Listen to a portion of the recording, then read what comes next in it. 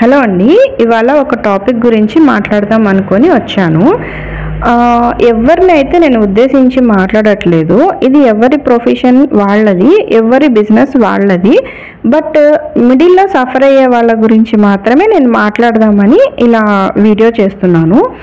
ఏంటి అంటే ఈ మధ్య చాలా ఎక్కువైపోయినాయి. ఏంటంటే మగ్గం వర్క్ బ్లౌజెస్ కానీ, మిషన్ ఎంబ్రాయిడరీ బ్లౌజెస్ కానీ చాలా మార్కెట్లోకి చాలా వచ్చేసాయి. అది రీజనబుల్ ప్రైస్ 300, 400, 500లో.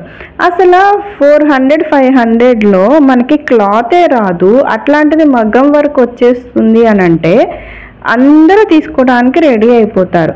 ఇది మనకి బడ్జెట్ ఫ్రెండ్లీలో వచ్చింది, కరెక్టే. కానీ చేసేవాళ్ళు ఎలా చేస్తున్నారు అన్నది మాకైతే అర్థం కావట్లేదు. అమ్మడం అయితే ఈజీ అయిపోయింది. సారీ తీసుకెళ్తున్నారు, కలర్ చూస్ చేసుకుంటున్నారు, తెచ్చేసుకుంటున్నారు, అంతవరకు బాగుంటుంది. ఇది కొనే వాళ్ళకి రీజనబుల్లే, అమ్మే వాళ్ళకి కూడా రీజనబుల్గా మేము సేల్ చేసేస్తున్నాము అనేసి వాళ్ళు కూడా సంపాదించేసుకుంటున్నారు. ఇప్పుడు నేనెందుకు మాట్లాడుతున్నానంటే బొటిక్స్ వాళ్ళు కానీ, టైలరింగ్ వాళ్ళు కానీ, షాప్స్ వాళ్ళు కానీ ఇది స్టిచ్ చేయాలంటే మాకు ఇది 1 డే పడుతుంది. ఇలాంటి బ్లౌజెస్ స్టిచ్ చేయడానికి లాస్ అవుతుంది ఎవరు? టైలర్సే కదా.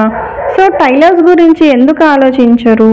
తీసుకునే వాళ్ళు ఆలోచించట్లేదు, అండ్ ఇలాంటి వర్క్స్ చేసేవాళ్ళు ఆలోచించట్లేదు. ఫర్ ఎగ్జాంపుల్ ఇవాళ మీకోటి నేను చూపిస్తాను.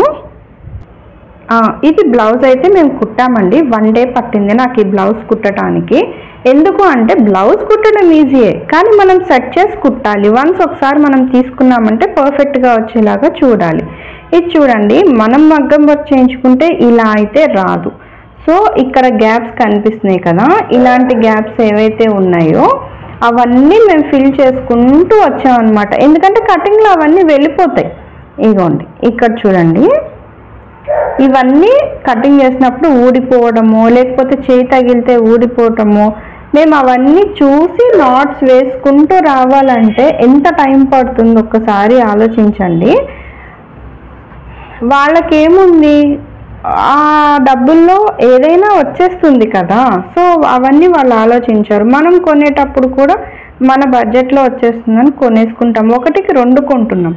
కొనేసరికి ఏమవుతుంది అని అంటే మధ్యలో సఫర్ అవుతుంది టైలర్స్ అన్నమాట. సో టైలర్స్ గురించి ఒక్కసారి నేను ఈ వీడియో తీస్తున్నాను, ఎంత సఫర్ అవుతున్నామా అనే దాని గురించే.